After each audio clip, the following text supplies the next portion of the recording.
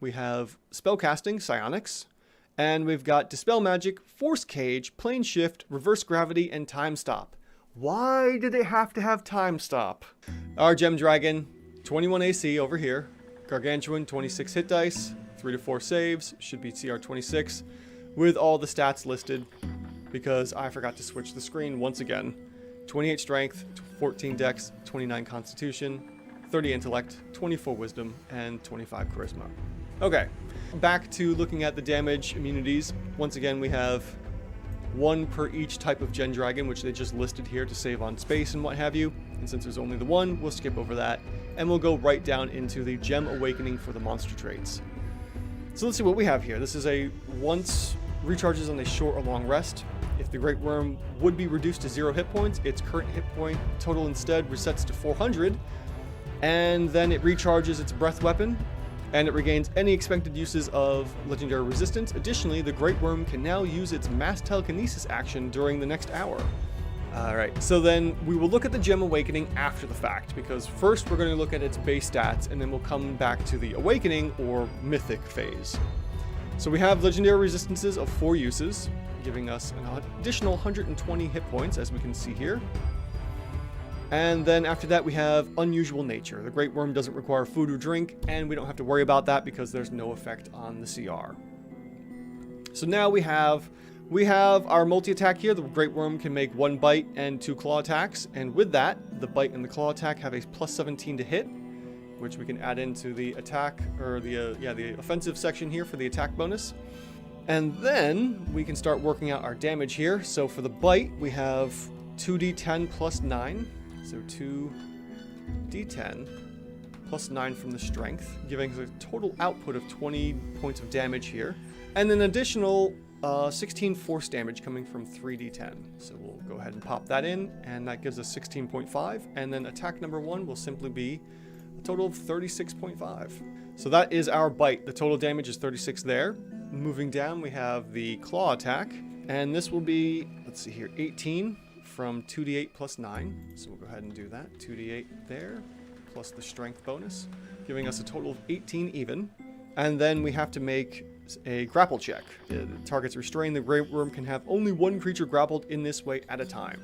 So we'll go ahead and for attack number 2, we'll put the 18 in there.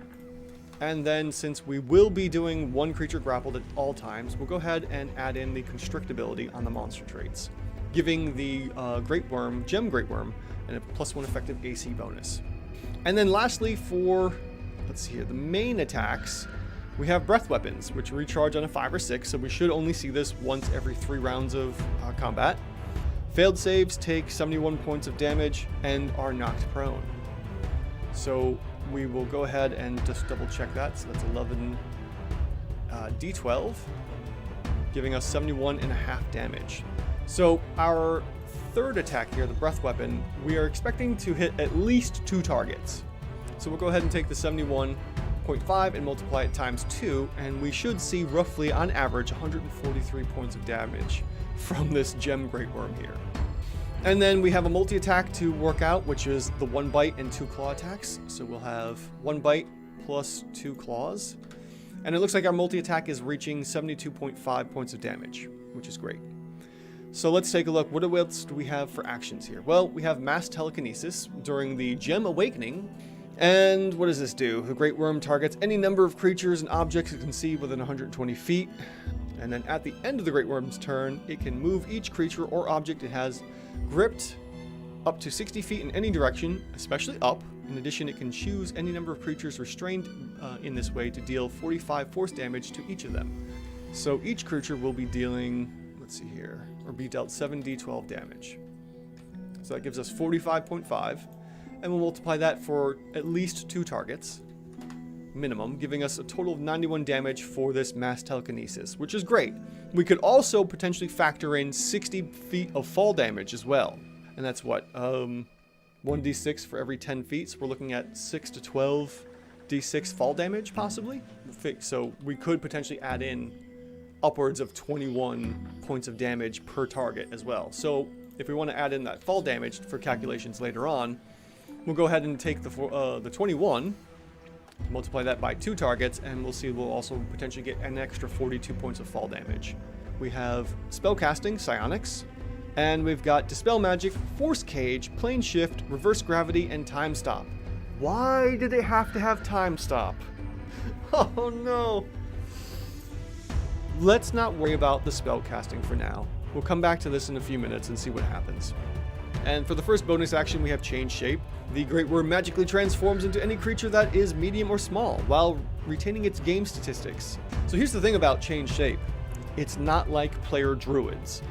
When the dragon changes its shape to be humanoid or a beast or something, it still keeps the same hit points and damage. Change Shape, while helpful, isn't going to be really that great in combat.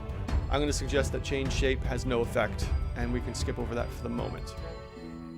Although we do have Psychic Step here. The Greatwyrm magically teleports to an unoccupied space it can see within 60 feet, and I believe that's similar to the level 2 spell. Is that Misty Step, is it? And that's 13 effective feet, or 13 effective DPR.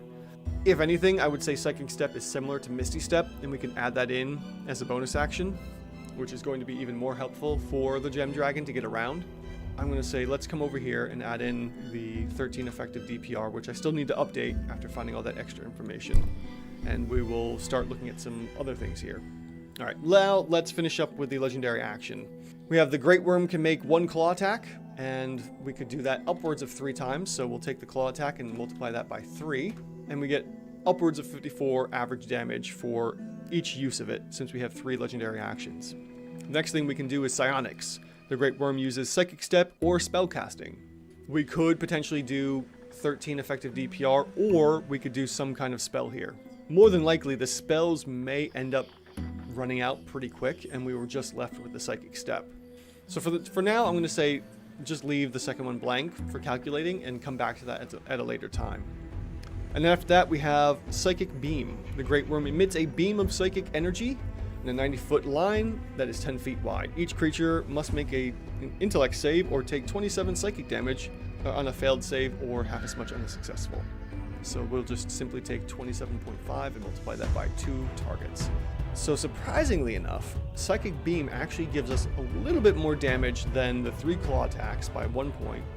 But without calculating in spells, let's see what we're looking at for just the dragon on its own before we get into its Gem Awakening here. So for the first round, I would definitely say use the Breath Weapon. We can then add in the Psychic Beam, since the Psychic Beam does a little bit more damage than the Claw, although we could use the Claw if need be. So we're looking at 198 points of damage there. Then we would simply do our multi-attack and the Psychic Beam again for rounds 2 and 3. And sure enough, base, without using any spell casting or going into its Gem Awakening, we have ourselves a CR 26. So that means all of our Gem Dragons are exactly CR 26.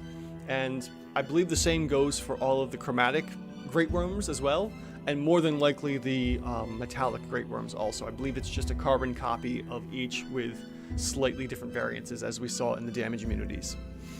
So now the question is, how do we calculate the Gem Awakening?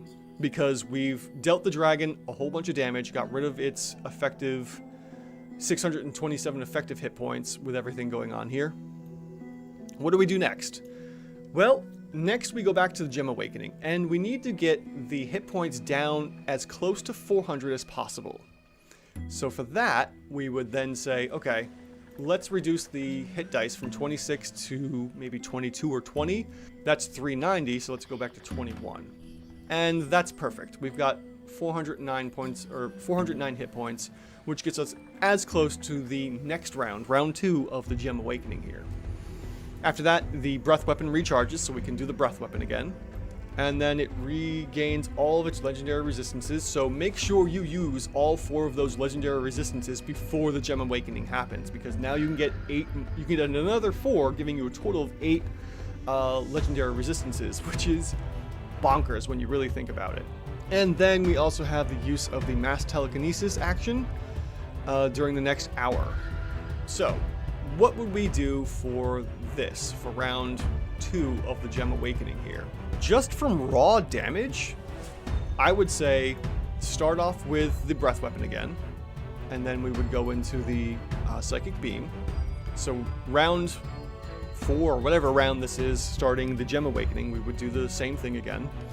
And then after that, we would probably do the Mass Telekinesis, because we can do that once. And I would say, okay, smart thing would be to lift up the players as high as they can go, and then also do the Crush, right?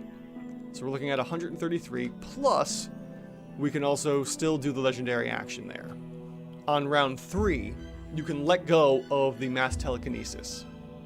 So then we would let go of the Mass Telekinesis because we've lifted all of our targets up 60 feet, drop them that 60 feet, do a multi-attack, and do the Legendary action number 3 again for the Force Beam. So it looks like, without spellcasting, and not taking into account the Psychic Step, although if we do add in the Psychic Steps, let's see here. Psychic Step, if we use the effective DPR, we get a CR 26 for its Gem Awakening. And what's funny is if we go back all the way to the original here, okay, everything looks good here. If we add in the Psychic Step here as well for before the Gem Awakening, we'll probably see a CR 27. Yeah, okay. So Psychic Step is strange. It doesn't seem to work exactly well. If we count in Psychic Step to the CRs, we initially have a 27 before Gem Awakening, and then we have a 26. But if we average out the 2 CRs, then we technically have a 27 Gem Greatwyrm. And then afterwards, if we don't count in Psychic Step, the Gem Awakening is technically less, but if we average out those 2 CRs, we still have a CR 26, technically 25 and a half. So it's a little weird. It's floating around CR 26, and if we use the spellcasting, it's going to jack the Gem Dragon up even higher.